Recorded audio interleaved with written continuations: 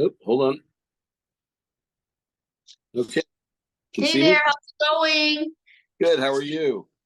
Good, good, good. Like I'm running around. I just need to find a sweater real quick because I'm cold.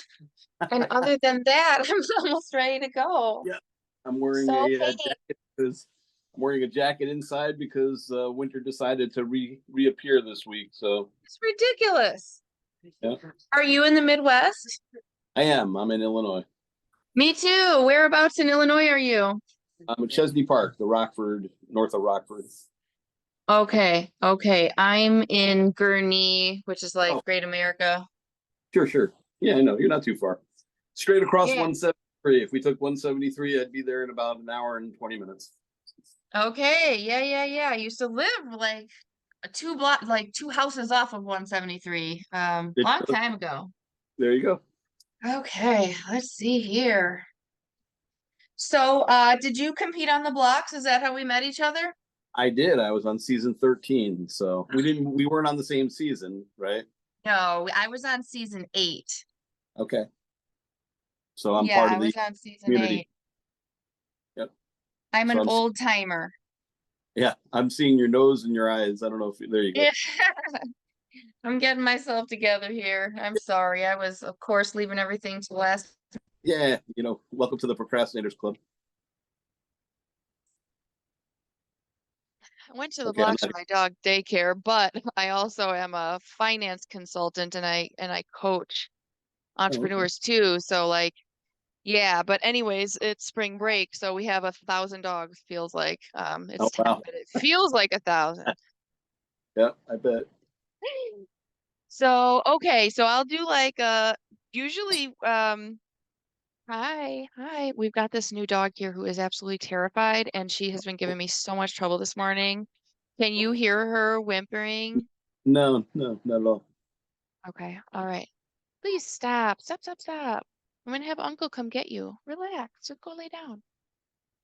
We had her come to the dog daycare for a few weeks to meet us. But anyway, she's at our house right now and she is losing it. We've got a shot collar for her, which her mom wants us to use, and I don't want to use it because I don't want her to hate me. Well, that probably contributes to her distrust. It's what I think. Yeah. Yeah, so you just lay down. I'm gonna have to have my husband come grab her. Okay, maybe not. All right. So Yeah, I'll do a 3, 2, 1 countdown sure. and then I'll talk to you about your business or businesses. I was doing it differently where I was having like a whole pre-call. But then it was hard to catch back up with people. So I just said, you know what? Let's just do it. Let's just do it Sure. all on the same call. Sure. Those calls are usually fine anyway. I haven't had a bad experience yet. I haven't had any wackos sign up. That's good. That's a good. Right. Yeah. I'm on a roll. Okay. So 3, 2, Nami, please. 3, 2, 1. Hey everyone, it's Tasha Tolliver from Tasha Tolliver Consulting, and I'm back with another one in this series of lessons learned by entrepreneurs for entrepreneurs. And today we're with Sam Furman. Yes. Sam, thanks for joining us today. Yeah, thanks for having me. Appreciate it. Absolutely. So I just want to get on the record that Sam and I met because we're both in a Facebook community because we were on a reality TV show called The Blocks. Just like many of my guests, Sam's on competed really recently on season 13, and I don't think that one is available to watch quite yet. Nope, a couple more seasons to go before they get to us. Okay, so it's the end of March right now, but you guys will probably be able to watch them by the summer, I'm guessing. And That's you what can we're watch hoping. my season on, geez, I guess that now the App Store, Google Play, Vimeo, Facebook, and Amazon Prime. 6, 7, and 8 are on Amazon Prime now. Okay, So cool. yeah, yeah, totally awesome. So Sam, tell me about your small business or businesses and how you got into what you're doing. So it's a kind of funny story. Um, I'm um, I'm sort of an accidental entrepreneur. Wasn't I something love that it. it wasn't something I had planned on in my life. My previous life, I was a licensed architect, and Oh, yeah, I was gainfully employed for a company based out of the Houston, Texas area, and I ran a small office for them in Northern Illinois. We had a lot of customers that we were working for, clients that we were doing some work for, and then 2008 and 2009 hit, and everything just turned to crap. And such a so, mess. Such a yeah, mess. so architects were a dime a dozen. I had, my specific interest was retail. That's where I spent a lot of my career. We did a lot of grocery stores, big box stores, shop. We did a lot of Dominick's back in the day. Okay, sure. So, there wasn't a lot of opportunities back then. So I had two choices. I could sit around, collect unemployment, and wait for something to come along, or I could reinvent myself and Okay. try something new. And I started architecture back in the 80s, and it changed. I mean, the career, the business had the profession had really kind of taken a turn, and at some point I was ready to try something new anyway, so it couldn't have really come at a better time. So at the time I was still employed working as an architect. They had changed the laws in actually 2006 for handicap accessibility in Illinois. You have to put a violation amount sign up underneath the handicap parking sign, and they went from $100 to $250. Oh, And yeah. so I had this notion that I could create this little cottage industry by printing these overlay stickers. I call them VOAs, violation overlay appliques. And I'd go around to different businesses and I would offer them to sell them to them, and they can install them, or I can install them for them. But just, something to make a couple extra bucks on the weekends. And That's so, awesome. How yeah. smart.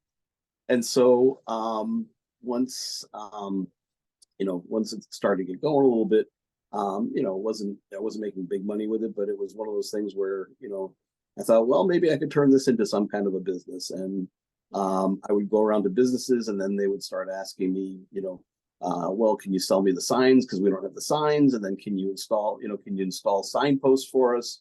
And then can you stripe a handicap parking stall, because we don't have any handicap parking stalls. So it's one of those snowball things. I have a hard time saying no to people, Yeah, and yeah. Oh, I understand that. Yeah, I 100%. figured, why not? So what ended up happening was, when somebody asked me to stripe a handicap spot, I went out and bought one of those inverted can stripers, and you take a paint can, shaker can, and you Yeah. put it in little buggies, and you paint the lines. Oh, cool. It took me, I think the first handicap stall I striped took me like 3 or 4 hours to do it, and it was, what do I know? I just, I drew lines on paper, actually started on paper and then on computers. And so, hey, I'll try anything once. And if I, think I could do it, well, I'll do it again. Yeah. So, over time, people would ask me, well, can you stripe my entire parking lot? And I'm like, well, Oh my gosh, what? and then so definitely not with that little can striper. So I went out and No. I bought an actual commercial grade Graco airless striping machine. Okay. So, what the hell? I bought a book, taught myself how to stripe parking lots, and and the first couple were not very good, but Janky. I got better as time went on, and so, just kind of, again, it snowballed, and so, people would constantly be asking, "Can you get me this? Can you do this? Can you?" And so, little by little, we, I think my first year we did about $50,000 in Nice. business. Last 2 years ago was our high of about $1.3 million in Oh revenue. my So gosh, that is brilliant. So do you have like a whole team now? we do. I've got in the summertime, so our busy season, obviously in Northern Illinois, it's hard to do very much, when it's freezing cold and snow flying. We still do certain things. We still have crews that'll go out and do things on, a couple days a week sometimes. But Yeah. yeah, during the busy time, we have 10 to 15 people working. And, slower times, we've got a skeleton crew of about 3 or 4 people. So Oh, how cool is that? What an awesome story. So do you still do like the stickers? You still do the Oh signs, yeah, or are you really just strictly yeah, yeah. We have a full retail store now, both online and brick and mortar. And we also have a service side of our business. We also, a couple of years ago, back in 2019, I bought a custom sign and graphic design studio from somebody. So we make our own smart? and still do a little bit of architectural stuff, but Yeah. I let my license lapse. Basically, what I do now is I'll do site planning layouts, parking lot layouts and such, and it's a good way of an add-on service type of thing. That So is really cool. So how long did it take you before you transitioned from it being like a side gig into like, okay, I can't continue to work full time and do this? yeah, back in 2009, I got laid off. Oh, you So did. June So, okay. was diving in head first, and I fortunate to have a good support system that Yes. allowed me to develop to a point where it could we could sustain ourselves.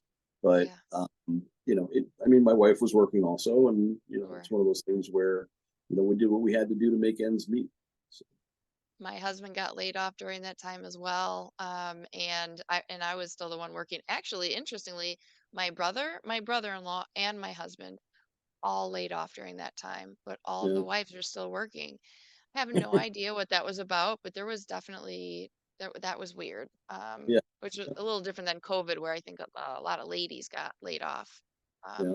just because of maybe it was the sectors that were involved. But Mhm. so yeah, okay. So you've been doing this for what, like 14, 15 15, years? 15 years. Yeah. So- Okay. What's next? Are you planning on expanding any more or I, just I continuing to scale up? Well, both. So one of the things, the service side, I've pretty much reached product market fit.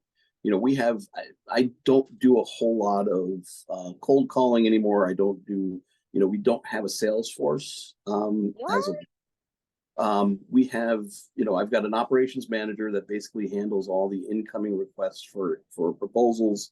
I have a bookkeeper that handles all that stuff, and I'm pretty much handling all the retail side of things. But Okay.